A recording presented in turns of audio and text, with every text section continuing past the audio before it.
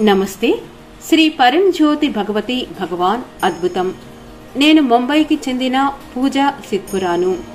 నేను చిన్నప్పుడు ఆహారాన్ని దానం చేయడం ఉత్తమ దాన ధర్మం అని నాన్నగారు నాకు చెబుతూ ఉండేవారు.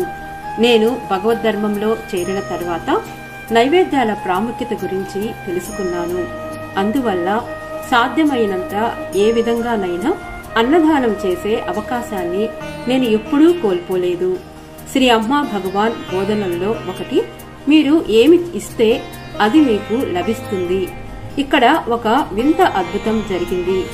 నేను పనిచేస్తున్నప్పుడు మాకు ప్రతి నెల కొంత మొత్తంతో నింపబడే భోజన కార్డు ఇవ్వబడింది.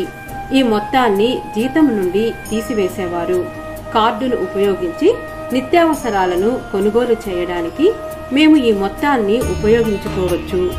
అయితే గత సంవత్సరం నేను ఉద్యోగం వదులుకున్న తర్వాత సహజంగానే నా భోజన కార్డు రీఫిల్ ఆగిపోయింది. విచిత్రంగా గత 3-4 నెలలుగా నా కార్డు డిఫాల్ట్ గా రీఫిల్ అవుతోంది. కార్డు త్వరలో గడువు ముగియనుంది కాబట్టి ఈ మొత్తాన్ని ఉపయోగించుకోవాలని నాకు సందేశం వచ్చింది. ఇది పూర్తిగా నమ్మశక్యం కాదు. కానీ శ్రీ పరంజ్యోతి భగవతి భగవాన్ ఆశీస్సులు ఎక్కడ నుండి వచ్చాయో ఎవరికీ తెలియదు. శ్రీ పరంజ్యోతి భగవతి భగవాన్ మాతా అన్నపూర్ణేశ్వరి దేవి ఆశీస్సులను కురిపించారు. మరియు మీరు ఏమి ఇస్తే అది మీకు లభిస్తుందని ఇది నాకు అర్థమయ్యేలా చేసింది.